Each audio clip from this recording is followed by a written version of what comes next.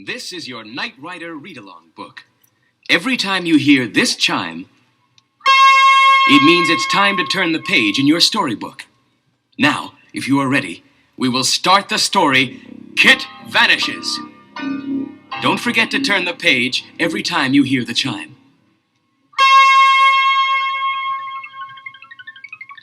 Hello, I'm the mainframe memory computer, case history section, Knight Enterprises. I have file 1421 online for interface at this time. It all began on a typical Southern California afternoon. Michael Knight had responded to a call for help from an old friend, Big Ed Garvey, the world champion top fuel drag race driver and owner of Mean Machines Incorporated. As always, the garage area of Mean Machines was bedlam, with mechanics working on scores of dragsters, everything from stock eliminators and funny cars to the sleek rail machines. Conversation was impossible with the roars of racing engines being tuned, even by yelling. So Big Ed and Michael went into the office.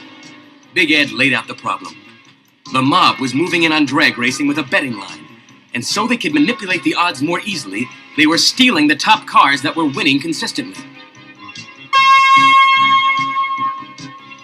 If the California afternoon was typical, so was the conversation between KITT and Michael as they rumbled along the freeway, headed back to the Knight mansion. KITT was exhibiting his usual mixture of skepticism and reserve about a plan of Michael's, and Michael was ignoring him, as usual. The thing that was different this time, however, was KITT's immediate reaction of horror and flat refusal to participate. Michael wanted to use the Trans Am, and KITT, the car's computer of course, as bait to trap the mob.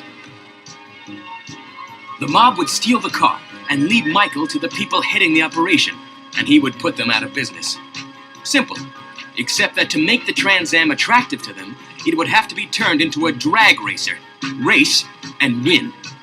And KITT considered drag racing the lower end of the spectrum, vulgar, greasy, and beneath his dignity. He was strictly Formula One. Rolling along in the Knight Enterprises semi, which is the only tractor-trailer garage of its kind in the world, there was a face-off between April Curtis, the chief mechanic, Devin, Michael, and KITT, who was insisting that he was not acting like a spoiled child, refusing to get dressed up for the party. They were on their way to a race, so there wasn't much time for April to turn the Trans Am into a championship drag racer. KITT was adamant, though, his readouts glowing and bleeping. That's when Devin's urbane sense of diplomacy took over, and he uttered the word that turned things around. Duty. With the Trans Am's new look and numbers, even KITT was beginning to get into it.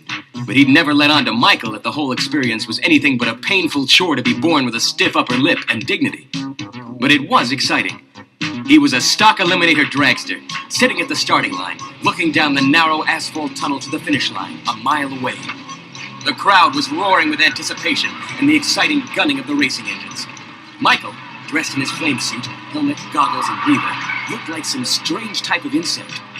The engine roared as he heated up the slicks. The sweet, pungent odor of racing fuel and burning rubber filled the air. The light tree went from red to green, and they were gone, in a surge of power. It was all even. Then they edged ahead, and then it was over. They won. The chute popped open, and they rolled to a stop. If KITT had just been getting into it before, he was up to his monitor at this point. Nothing gets you pumped up like being a winner, and the adulation of the cheering crowd. On the drive to the winner's circle, the blasts erupting from the exhausts declared that a champion had been born. Michael shut down the power plant, and two cute blondes sidled up to him as he emerged from the car. He waved and smiled to flashbulbs and congratulations. KITT's readouts were glowing and bleeping again. That was it. Michael got the girls and he just sat there? Then one of the blondes leaned over and kissed the hood. KITT sighed, uncharacteristically. Too excited to sit still, Michael and KITT decided to forgo returning home on the semi and to take the open road instead. The big racing slicks aren't your usual wear for a drive on the highway, but they were savoring the sweet taste of victory and didn't care. At this point, KITT's circuits developed a frown, if the computer is capable of that sort of thing. He told Michael that the scanner had picked up something strange. It said there was a landmine up ahead. Michael laughed. Mine? A U.S. highway? How far? When KITT answered 50 feet, Michael hit the turbo boost. After landing, they continued on. Michael suggested it could have been a squashed tin can. The mobsters were just as confused when the Trans Am rolled past their hiding place off the highway. They drove back to take a look, and the mine exploded.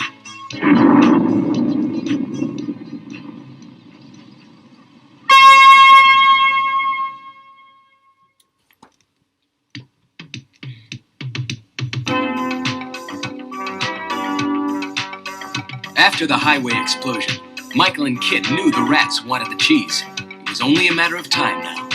But sitting in the dark parking lot, KITT was feeling left out and angry again, readouts glowing and bleeping. Michael was up in apartment 2B, while KITT listened to laughing and music, feeling as if he were dangling on a string.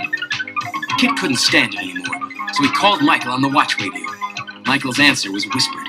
He was in the other room. He told KITT how tough it was up there, and KITT was too disgusted to even respond. Michael explained again how the blondes were mob girls, to sit tight. They hadn't been invited over for nothing. KITT was skeptical. Nothing was going to happen. That's when he heard the wrecker roll to a stop with its engine and lights off.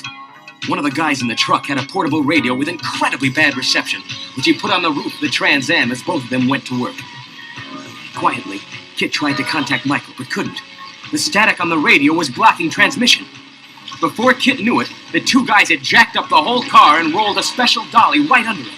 Then, they hitched their truck to the dolly and hauled away the Trans Am, with KITT wishing he could escape, or at least turn off the radio. When Michael woke up, his head felt like somebody was kicking it with a hobnail boot. The blondes had put knockout drops in his drink. He staggered to the window, but he could barely see anything because of the sunlight stabbing at his eyeballs. However, he could see well enough to know that the Trans Am and KITT were gone. Michael felt a little foolish when he got out of the cab back at the night mansion. And the look on Devon's face didn't help any, especially because he had to ask him for money to pay the driver. They had been in the air for over an hour, and the helicopter ride wasn't helping his headache any. Michael couldn't figure it out. They had searched the grid twice and had been unable to pick up the transponder signal from the Trans Am. Where was KITT? It was as if he'd vanished. The garage of the junkyard was a greasy dungeon. There were layers of dirt and grime under layers of dirt and grime. And KITT was appropriately disgusted at the thought of meeting his end in such surroundings, at the hands of a pair of grease monkeys. It was all too awful. And, like black icing on a black cake, it was the infernal racket of the radio. It was making his circuits fuzzy. But worst of all, he knew it was blocking the transponder signal, if Michael had been able to pull himself away from the blondes long enough to look for him. The two guys had decided they would cut up the Trans Am and sell the parts, so one of them lit the blowtorch with a cigarette and lowered his goggles. But after an hour of fruitless effort against the car's superior metal, they were angry. KITT had no idea where they were taking him now, but for the moment he didn't care. He was finally spared the grating static of the radio. It had been left behind in the garage when they hooked up the dolly to the truck again. Maybe Michael would pick up the transponder signal and get him out of this, KITT thought, because there was nothing he could do as long as the Trans Am's tires were off the ground. If he started the engine and put it in gear, he'd literally be spinning his wheels. They stopped near a hydraulic compressing machine. KITT was really worried now. There was already a car inside the pressure cavity on the press, so one of the guys hit a button, and the pressure plates began their relentless, crushing journey. After the last screeching, scraping crunch had ceased, the plates opened again, revealing a pathetic bale of compacted metal. One of the guys swung a crane arm around and lifted it out with a giant magnet.